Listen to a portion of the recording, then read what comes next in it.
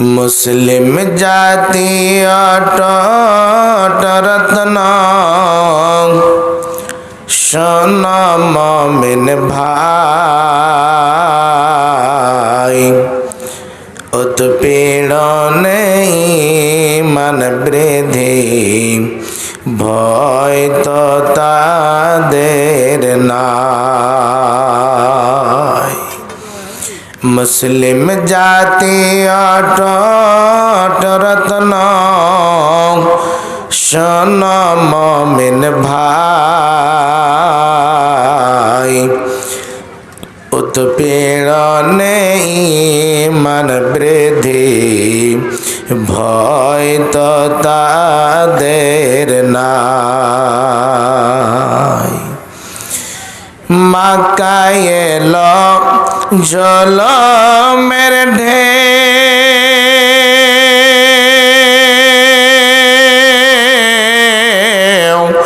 आत्मीय स्वजन चिने ना के मक्काय लो जलो मेरे ढेर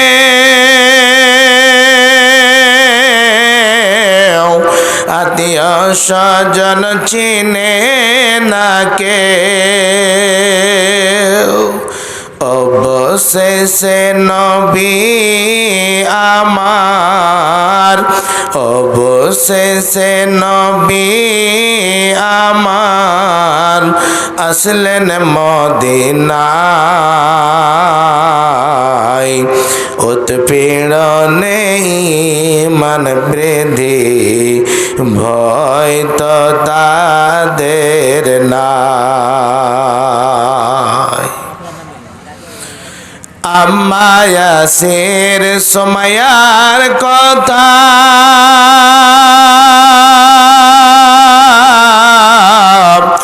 বলতে লাগে বড় ব্যথা। আমার ইয়াসির সুমাইয়ার কথা বলতে লাগে বড় ব্যথা। ইমান প্রেমে পাগল হয়ে ইমান প্রেমে পাগল হয়ে আসলেন মদিনায় उत्पीड़न ईमान वृद्धि भय तो तादेर नाई। मुस्लिम जाति अटूट रत्न शोन मोमिन भाई उत्पीड़न ईमान वृद्धि भय तो तादेर नाई। মা মায়ার হাত পা বেঁধে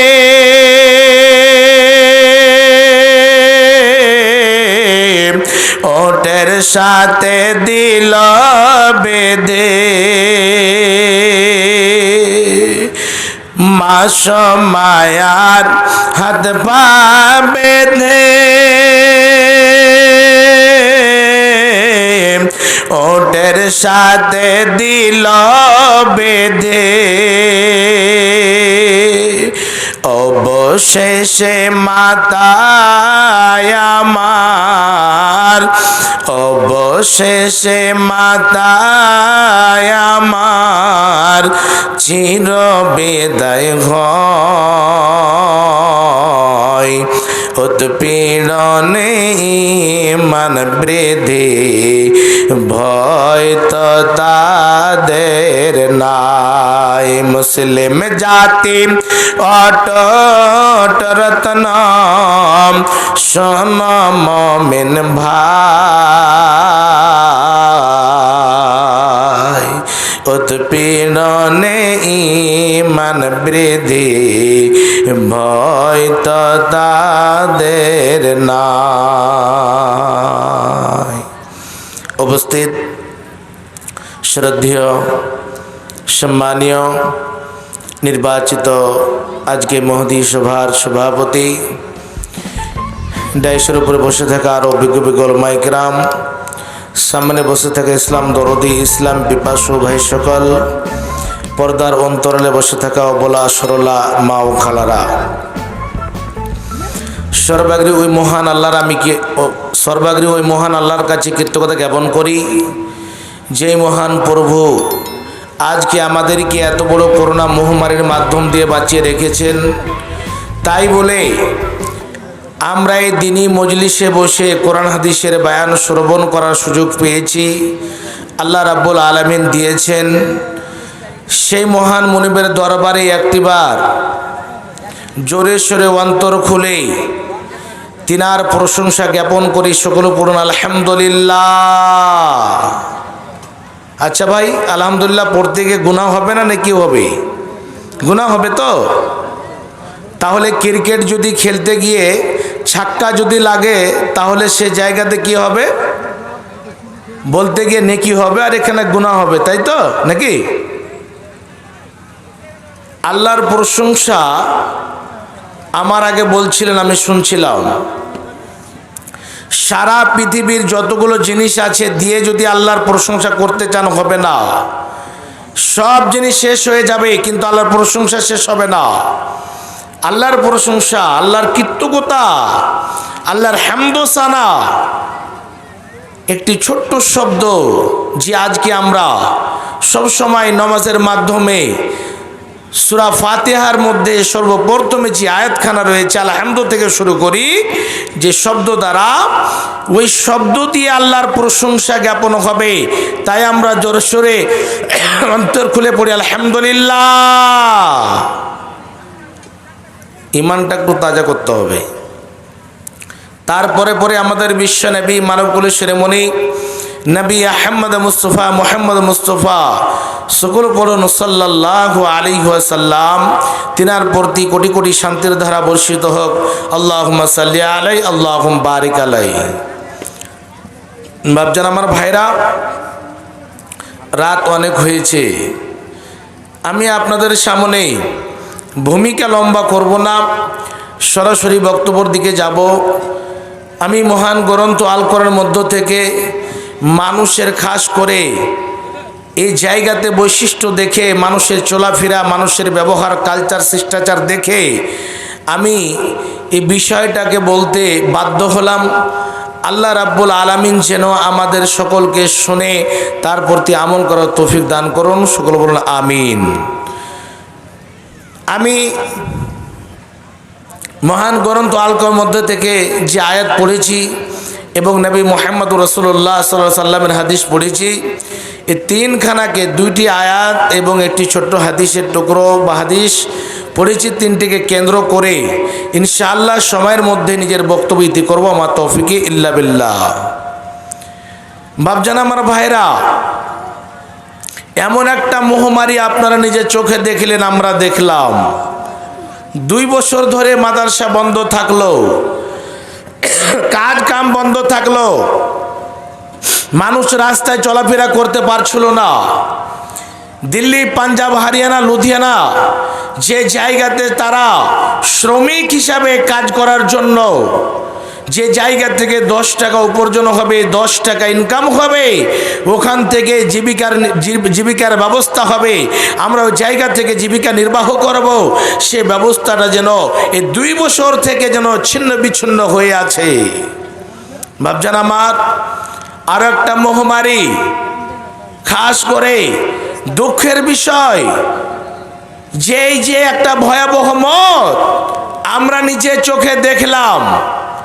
এই মতকে যদি আপনারা স্মরণ করুন, অবশ্যই আপনাদের অন্তরটা যেন এমন হবে যে হায়রে মত, বাবা মরে পড়ে আছে, বাবা বিছানায় শুয়ে আছে, মৃতদেহ পড়ে আছে, বাবার পাশে ছেলে যায় নাই, ছেলে মরে আছে, বাবা মা যায় নাই, মা মরে আছে, ছেলে যায় নাই, স্বামী যায় নাই। এই ভয়াবহ মত আপনারা আমরা চোখে, টিভির মাধ্যম দিয়ে, মোবাইলের মাধ্যম দিয়ে, সোশ্যাল মিডিয়ার মাধ্যম দিয়ে আমরা দেখলাম। গঙ্গা নদীতে লাশ এক নয় শত শত হাজার হাজার লাশ এইরকম হিসাবে পানিতে ভাসছে। আপনারা আমরা সকলে নিজের চোখে দেখেছি। বাপজান আমার, এত বড় ভয়াবহ মত, যে মত আমরা নিজের লাইফের মধ্যে 30 বছরের লাইফের মধ্যে আমরা দেখিনি। হাইরে বাবা, যেই বাবা ছেলের খাবার জন্য, ছেলের শিক্ষার জন্য নিজের ছেলেকে সুন্দর জায়গাতে রাখবো বলে নিজের বাবা এত কষ্ট করেছেন, এত কষ্ট করেছেন, নিজের মাথার ঘাম পা পর্যন্ত পৌঁছেছে। সেই বাবা এইরকম করুণা মুখমারিতে মারা গিয়েছে, ডেড বডি এইরকম হিসাবে বিছানায় রাখা আছে। ছেলে মেয়ে আত্মীয় স্বজন চতুর্দিকে দূরে বসে বসে কান্না করছে, কিন্তু তার পার্শ্বে গিয়ে শরীরে হাত লাগায় না। কেন হাত লাগায় না? একটা হাওয়ার মতো কথা সারা পৃথিবীর মধ্যে ছড়িয়ে গিয়েছে, যদি তার শরীরে হাত তুমি লাগিয়ে দাও তোমাকে করোনা ভাইরাস হয়ে যাবে। বাপজান আমার ভাইরা, এই মত থেকে আর কত বড় লাঞ্ছিত মত হবে, এ থেকে কত বড় ঘৃণিত মত হবে। এই মত আর এইরকম দুঃখজনক মত আর জীবনে আমরা দেখে নাই। বাপজান আমার মা জননী, যে মা ছেলেকে 1 নয় 2 নয় 9 মাস 10 মাস নিজের পেটে রেখেছে, গর্ভে ধারণ করে রেখেছে, পেটে এত কষ্ট করে ছেলেকে রেখেছে, এত কষ্টজনক যেন এরকম সময় সে নিজে অতিক্রম করে চলেছে। বাপজান আমার, সেই মা করোনা মহামারীতে যেন মারা গেল, বিছানায় পড়ে আছে। যে ছেলে 2 বছর ধরে মায়ের দুধ পান করে মানুষ হলো, সেই ছেলে, যে স্বামী নিজের স্ত্রীর সাথে একটা প্রেম প্রীতি ভালোবাসা ছিল, সবাই যেন আপন আপন জায়গাতে গিয়ে বসে বসে কান্না করে, কিন্তু তার শরীরে কিঞ্চিত পরিমাণ হাত টাচ করতে যায় না। এত বড় আল্লাহর বিপদ, আযাব আমরা নিজের চোখে দেখলাম। আল্লাহর কাছে কেমন করে ক্ষমা প্রার্থী হবেন? ইব্রাহিম সাহেব বলছিলেন যে আল্লাহর কাছে কোন জিনিসের কমি নেই। আল্লাহর আযাব যখন আমাদেরকে গ্রাস করবেন, তখন কিঞ্চিত পরিমাণ সময় আমরা পাবো না। আল্লাহ রাব্বুল আলামিন নিজের দয়াতে আমাদেরকে বাঁচিয়ে রেখেছেন। আল্লাহর কাছে ক্ষমা প্রার্থী করতে হবে, যেতে হবে, আল্লাহর কাছে ক্ষমা চাইতে হবে, অনুশোচনা প্রকাশ করতে হবে, আল্লাহর কাছে বিপদ আপদ থেকে পানাহ চাইতে হবে, আল্লাহর কাছে আশ্রয় চাইতে হবে। এমন মরণ মাওলা তুমি কাউকে দিও না। করোনা ভাইরাসের সাথে মিল আছে, কথাটা শুনবেন। এমন মরণ মাওলা তুমি কাউকে দিও না, গুনাহ থেকে তোমার কাছে চাইতেছি পানাহ। এমন মরণ মাওলা তুমি কাউকে দিও না, সকল গুনাহ থেকে তোমার কাছে চাইতেছি পানাহ। এমন মরণ মাওলা তুমি কাউকে দিও না, যে মরণ হওয়ার আগে ছাড়তে হবে ঘর, মরণের শুনলে কথা আপনরা হয় পর।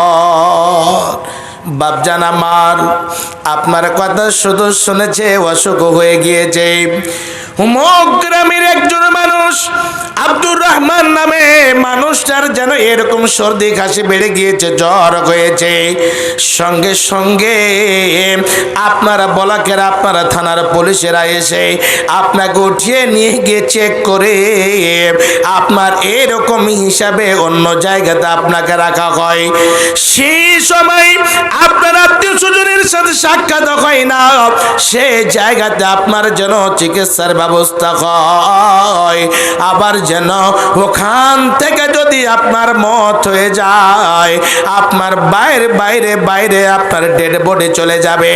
অনেক মানুষ যেন নিজের ডেড বডি পায়নি, অনেক মানুষ নিজের ডেড বডি পাওয়া সত্ত্বেও জানাজা পড়ার যেন সুযোগ পায় নাই, সুন্দরভাবে গোসল দেওয়ার সুযোগ পায় নাই।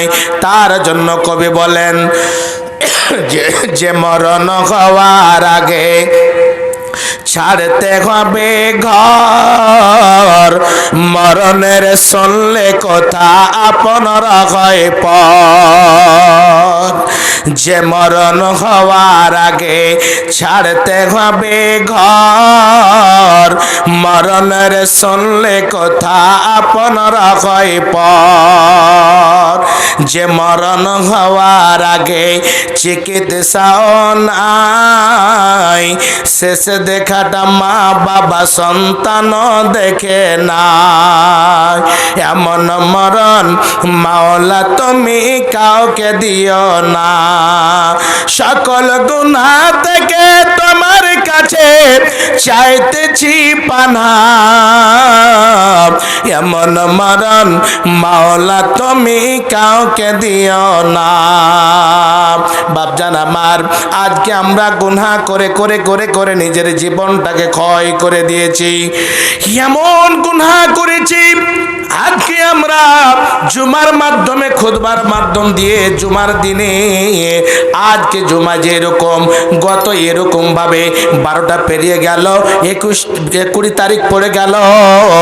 বাপজান আমার ভাইরা, 19 তারিখে আমরা এরকম দুপুর বেলায় জুমার মাধ্যমে আমরা আধা ঘন্টা খুতবা শুনি,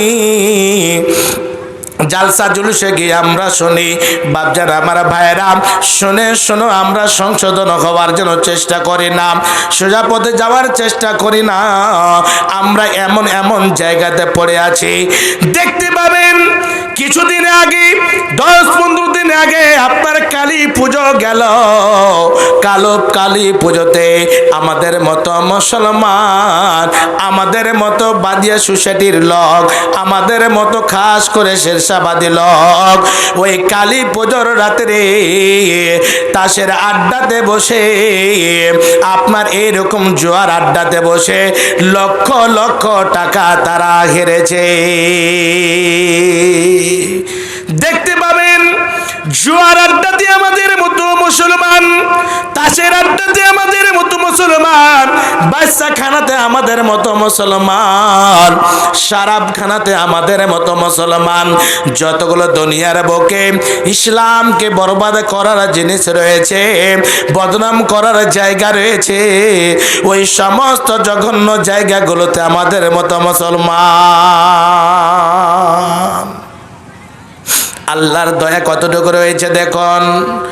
আল্লাহর যদি দয়া না হতো, এ দুনিয়ার বুকে যতগুলো আল্লাহর গজবের জায়গা রয়েছে, যেই জায়গাগুলোতে জঘন্য জিনিস দেখতে পাবেন, সে জায়গাগুলো হলো আল্লাহর গজবের জায়গা। আল্লাহ কত বড় দয়ালু দেখুন। একজন যদি 5 ওয়াক্তের নামাজ পড়ে, সুন্দরভাবে রোজা রাখে, সুন্দরভাবে আল্লাহ এবং রসুলের কথা অনুসরণ করে, আর সে অনুযায়ী নিজের জীবন যাপন কাটায়, তাকে আল্লাহ খাবার সুন্দরভাবে ব্যবস্থা দিয়েছেন। একজন যদি 24 ঘন্টার মধ্যে আল্লাহকে স্মরণ না করে, তাকে আল্লাহ রাব্বুল আলামিন খাবার ব্যবস্থা দিয়েছেন। আল্লাহ কত বড় দয়ালু দেখুন। প্রতি রাত্রি তিন হিস্সা যখন রাতের চলে যায়, রাত্রি 1-2টার সময় প্রতি রাত আল্লাহ রাব্বুল আলামিন উপর আকাশ থেকে নিচু আকাশে চলে আসেন।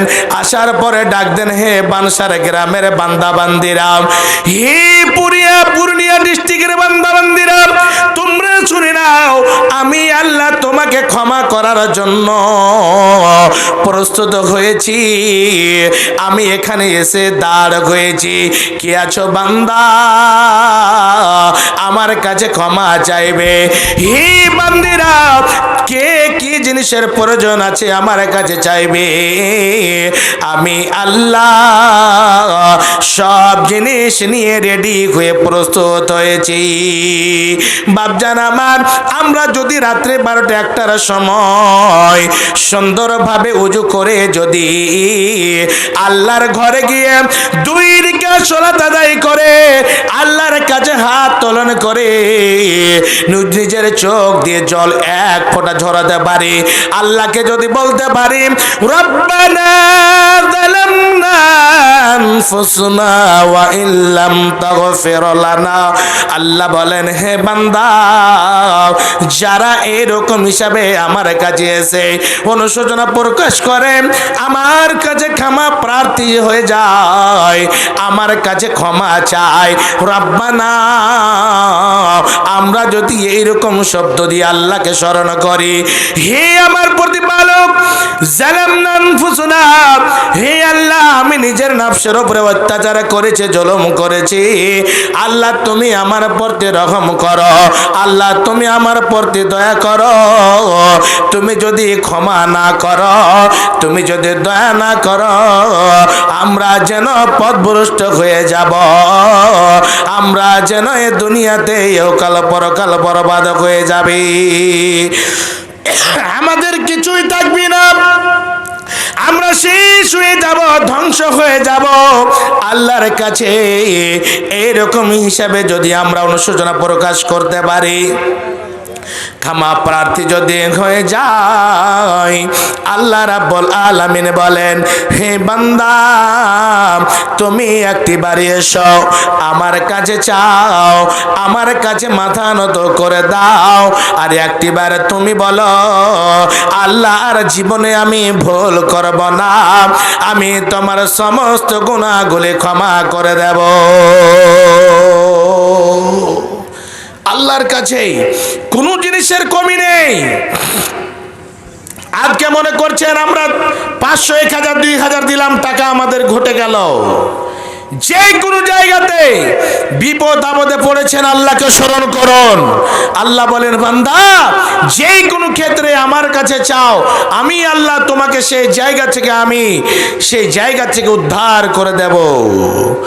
আল্লাহ বলেন, ওয়ামান ইয়াত্তাকিল্লাহা ইয়াজআল লাহু মাখরাজা, যারা আল্লাহকে বলে ভয় অন্তরে রাখে, যারা আল্লাহকে অন্তরের মধ্যে রেখেছে, তারা যে কোনো বিপদে পড়ুক, যে কোনো জায়গাতে থাকুক, আল্লাহ বলেন, বান্দা, তুমি আমাকে স্মরণ করো, আমি সে জায়গাতে তোমার জন্য সুন্দর পথ বের করে দেব।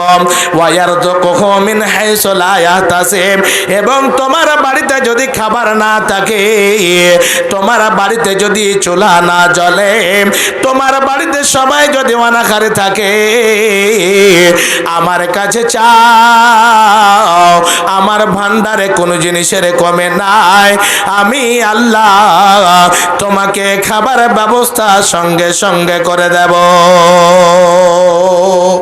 মুসিবতে না পাই যদি, মুসিবতে না পাই যদি, করোনা তোমার কবরে হাসরে কি হবে আমার। মুসিবতে না পাই যদি, মুসিবতে না পাই যদি, করোনা তোমার কবরে হাসরে কি হবে আমার। আছি গো ডুবে আমি পাপেরি সাগরে, না জানি কি হবে ও পারে হাসরে। তোমারি সুপারিশ বিনে, তোমারি সুপারিশ বিনে কেমনে হব পার কবরে হাসরে, কি হবে আমার। মুসিবত না পাই যদি, মুসিবত না পাই যদি করোনা তোমার কবরে হাসরে, কি হবে আমার। তুমি তো দিয়েছ দেখিয়ে আলোর পথ, সেই পথে মিলবে তোমারি রহমত। তুমি তো দিয়েছ দেখিয়ে আলোর পথ, সেই পথে মিলবে তোমারি রহমত। তবু যে ভুল পথে আমি, তবু যে ভুল পথে আমি করলাম জীবন পার কবরে হাসরে, কি হবে আমার কবরে হাসরে, কি হবে আমার। বাপজান আমার, আল্লাহর করুণা আল্লাহর দয়া যদি না হয় আমরা এই দুনিয়ার বুকে সুন্দরভাবে চলাফেরা করার সুযোগ পাবো না। আল্লাহ রাব্বুল আলামিন কত বড় দয়ালু। আল্লাহ বলেন, হে মুহাম্মদ তুমি সারা বিশ্বের মানব জাতিকে শুনিয়ে দাও তারা যেন এইরকম ভুল করেছে, নিজের লাইফটাকে, নিজের ক্যারিয়ার খারাপ বরবাদ করে দিয়েছে, নিজের জীবনকে বরবাদ করেছে, তাদেরকে তুমি সুসংবাদ জানিয়ে দাও তারা যেন আমার রহমত থেকে নিরাশ না হয়ে যায়। আমার কাছে আজ এসে একটিবার এসে এইরকম বলে যায়, হে আল্লাহ আমি যা ভুল করেছি আর আমি করব না। আল্লাহ আমি এত ভুল করেছি, রাতের বেলায় ভুল করেছি, দিনের বেলায় ভুল করেছি, সব সময় আমি গুনাহ করেছি, ভুল করেছি। আল্লাহ তুমি আমাকে ক্ষমা করো। আল্লাহ কত বড় দয়ালু শুনুন, আল্লাহর কাছে কতখানা দয়া রয়েছে। বিশ্বনবী বলেন, ইন্না লিল্লাহি, নিশ্চয় আল্লাহর কাছে এক নয় দুই নয়, মিয়াতা রহমাতের 100 রহমত রয়েছে। ওয়ানজালা মিনহা, 100 খানা রহমতের মধ্যে একখানা রহমত বাইনাল জিন্নে ওয়াল ইনস, আল্লাহ রাব্বুল আলামিন একখানা রহমতকে ভাগ করে মানুষের মধ্যে, জিন্নাতের মধ্যে যতগুলো আল্লাহর মাখলুকাত রয়েছে, পিপিলিকা থেকে নিয়ে যতগুলো চতুষ্প জন্তু হোক, যেগুলো আল্লাহর প্রাণী, আল্লাহর মাখলুকাত রয়েছে, ওই সমস্ত মাখলুকাতের মধ্যে একখানা রহমত ভাগ করে দিয়েছে। তার জন্য আজকে ছেলের সাথে বাবার একটা সম্পর্ক, মহাব্বত, প্রেম, প্রীতি, ভালোবাসা, ছেলে মেয়েকে আব্বু আম্মু বলে ডাক দেয়, আদর করে, স্নেহ করে, চুমু খায়। দেখতে পাবেন একটা গাভী যদি বাচ্চা দিয়েছে, সে বাচ্চাটাকে নিজের জিহ্বা দিয়ে চাটে। একটা মুরগি যদি বাচ্চা দিয়েছে, দেখতে পাবেন নিজের ডানা দিয়ে বাচ্চাগুলোকে ঢেকে রাখে, যেন নিজের বাচ্চাকে কেউ নিয়ে যেতে না পারে, কোনো এরকম বাজ পাখি যেন তুলে না নিয়ে যেতে পারে। একখানা রহমতের কিছু অল্প ভাগ পাওয়ার কারণে 99খানা রহমত আল্লাহ রাব্বুল আলামিন নিজের কাছে রেখে দিয়েছেন।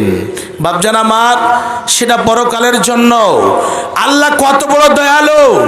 আল্লাহ পাকের নবী বলেন, শুনুন, লাম্মা কাদাল্লাহুল খালকা, আল্লাহ রাব্বুল আলামিন যখন মানব জাতিকে সৃষ্টি করার ইচ্ছা করলেন, খালাকা কাতাবা কিতাবান, একটা লিপি লিখলেন, একটা রেজিস্টার তৈরি করলেন, একখানা বই তৈরি করলেন। সেটি আল্লাহ রাব্বুল আলামিন নিজের কাছে রেখেছেন, আরশে আজিমে রয়েছে। আল্লাহ পাকের নবী বলেন, ইন্না রাহমাতি সাবাকাত গাযাবি, নিশ্চয় আল্লাহর রহমত আল্লাহর গজবকে দুনিয়ার বুকে ঢেকে নিয়েছে। হে বন্ধু, আল্লাহর রহমত যদি আল্লাহর গজবকে ঢেকে না নিত, আল্লাহর রহমত আল্লাহর গজব থেকে এত এত ক্রস করে আগে বেড়েছে। পৃথিবীর বুকে আল্লাহর রহমত আল্লাহর গজবকে ঢেকে নিয়েছে। বন্ধু, আল্লাহর রহমত যদি বেশি ক্রস করে না যেত, তাহলে আজকে জমিনের বুকে যতগুলো গজবের জায়গা রয়েছে, যতগুলো শরাবখানা রয়েছে, যতগুলো তাসের আড্ডা রয়েছে, যতগুলো গীবতের আড্ডা রয়েছে, যতগুলো এইরকম হিসাবে গুনার আড্ডা, আপনার যতগুলো তাওয়ায়েফখানা রয়েছে, ওই সমস্ত জায়গাগুলোকে আল্লাহ রাব্বুল আলামিন এক সেকেন্ডে ধূলিসাৎ করে দিতেন। বিশ্বনবী বলেন, শুনুন, লাউ ইয়ালামুল মুমিনু মা ইনদাল্লাহি মিনাল উকুবাতি, বিশ্বনবী বলেন, যদি মুমিন মানুষেরা যদি জানতো আল্লাহর নিকটে কত প্রকারের আযাব রয়েছে, আল্লাহ কি হিসাবে আযাব দিবেন, কাদেরকে কেমন ভাবে আযাব দেবেন, তাহলে ওই সমস্ত মানুষেরা জীবনে কোনোদিন তারা যেন আল্লাহর জান্নাতের আশা করত না।